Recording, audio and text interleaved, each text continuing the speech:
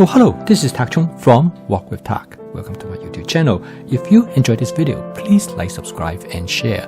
Feel free to write to me at walkwithtak@gmail.com if you have any question regarding to this video or any other videos that I've posted in the past. If you have any videos that you would like me to make, please let me know. I'm looking forward to hearing from you. Recently, a viewer wrote to me and she asked me how other people use hoisin sauce. She loves hoisin sauce. She mainly uses it in stir frying, but she heard that people use hoisin sauce in other type of situations. So she asked me whether I can do a video on the other uses of hoisin sauce. So I have collected a number of examples of hoisin sauce that use beyond in stir frying, and in this video I would like to show you some of these examples. Hoisin sauce originated from the southern part of China in a province known as Guangdong Province. This province is rich in culinary tradition. It's a province also famous for a cuisine known as Cantonese cuisine. And hoisin sauce is used extensively in Cantonese cuisine. This province also very famous for another sauce that used a lot in Chinese cooking, that is oyster sauce. And together, hoisin sauce and oyster sauce provide one of the most characteristic signature for Cantonese food. Hoisin sauce is a soy-based product. It's very similar to soy sauce in this particular regard. But it contains garlic and it contains a spice mixture known as 5 spices. It also contains a small amount of chili and it contains quite a bit of sugar. It makes hoisin sauce a sweet sauce. The main flavor profile of hoisin sauce is the sweetness, but it also tastes salty, but not very much. But however, it is very savory because of the umami molecule that are present in hoisin sauce. Furthermore, it has a nice fragrance, make it very characteristic. So anytime when you come across a dish with hoisin sauce, you can easily recognize its presence. However, it is relatively mild. It do not overwhelm the natural flavor of the food ingredients. And that makes hoisin sauce extremely versatile. You can use it in many different capacities. The Mandarin pronunciation of hoisin sauce is 海鲜酱, which hoisin is the anglicized version of the Chinese pronunciation 海鲜. 海鲜酱 contains 2 characters. The first character means ocean, the second character means fresh, and the final character means sauce.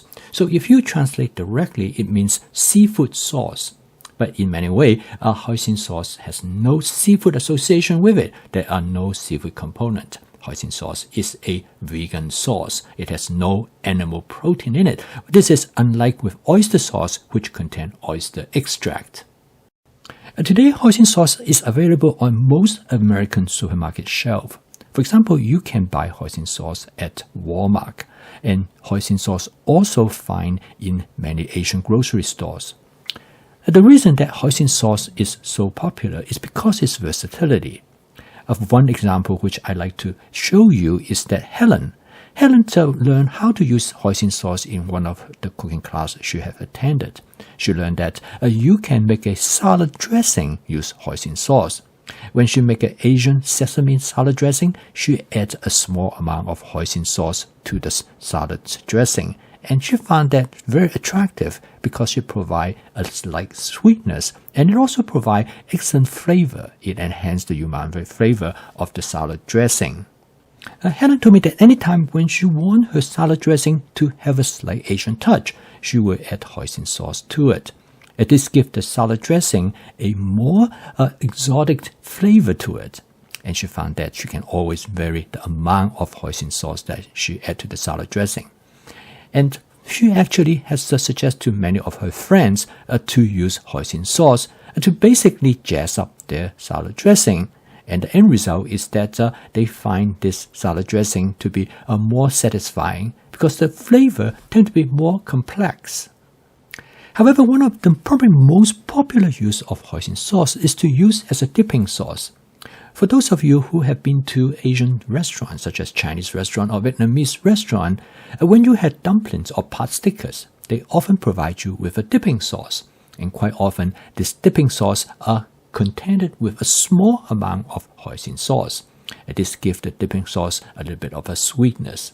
Usually, this dipping sauce is made up with a mixture of soy sauce, vinegar, which is a rice vinegar, and with a small amount of hoisin sauce. Quite often, you can use hoisin sauce directly as a dipping sauce.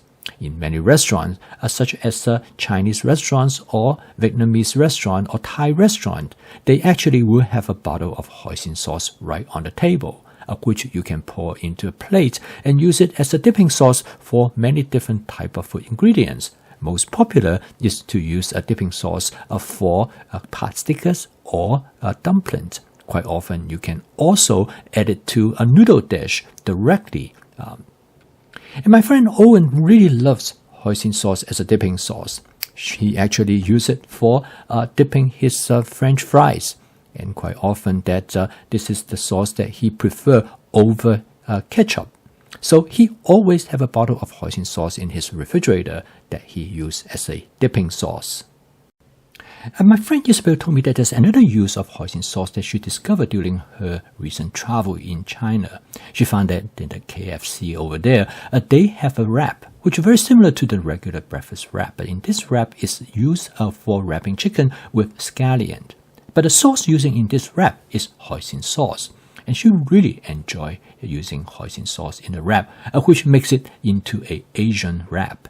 And so after she came back from the trip, she had a bottle of hoisin sauce in her refrigerator, and when she had a taco, she would make them two ways, the regular way, or the other way, he would just put the meat or other ingredients, and then she will add hoisin sauce to the wrap.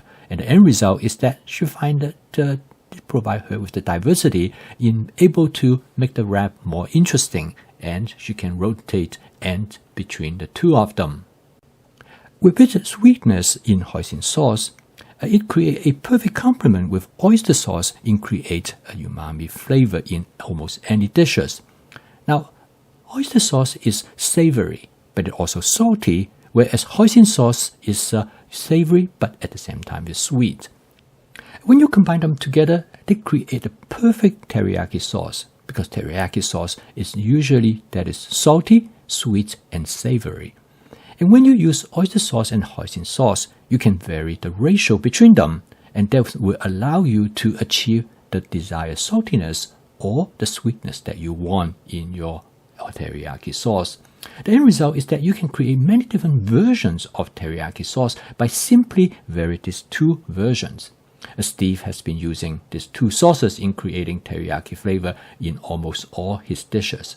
He loved teriyaki flavor, but he also enjoyed the subtlety in the sweetness and saltiness balance in creating the perfect teriyaki flavor for the type of dishes that he is cooking. And my friend Ian discovered an excellent use of hoisin sauce. He likes to grill, and most of the time when he do grilling, he will put on what he call a finishing glaze, which usually is a sweet sauce. And quite often he will use honey as the finishing glaze. But recently he has been trying hoisin sauce because he loved the sweetness of the hoisin sauce. He also liked the umami flavor that provided by the hoisin sauce. So he has been using it on his grill, particularly on the chicken as well as on pork. At the end, when he ready to finishing up the grilling process, he will put hoisin sauce as a finishing sauce, and this will allow the sauce to create a caramelization on the surface of the meat, and quite often it will lead to some charring. It provides excellent flavor, and he thought that is probably the best sauce to use for grilling, particularly when it comes to chicken and pork. And Natalie loves noodles. She loves almost any form of noodles. She usually has some pasta noodles always available in her refrigerator. She used my advanced prepping to prep the noodles, so she can always use the noodles to cook many different types of dishes in addition to regular spaghetti pasta noodle dish. She loves lo mein. A lo mein is a simple dish. You take cold noodles and you mix it with different sauces.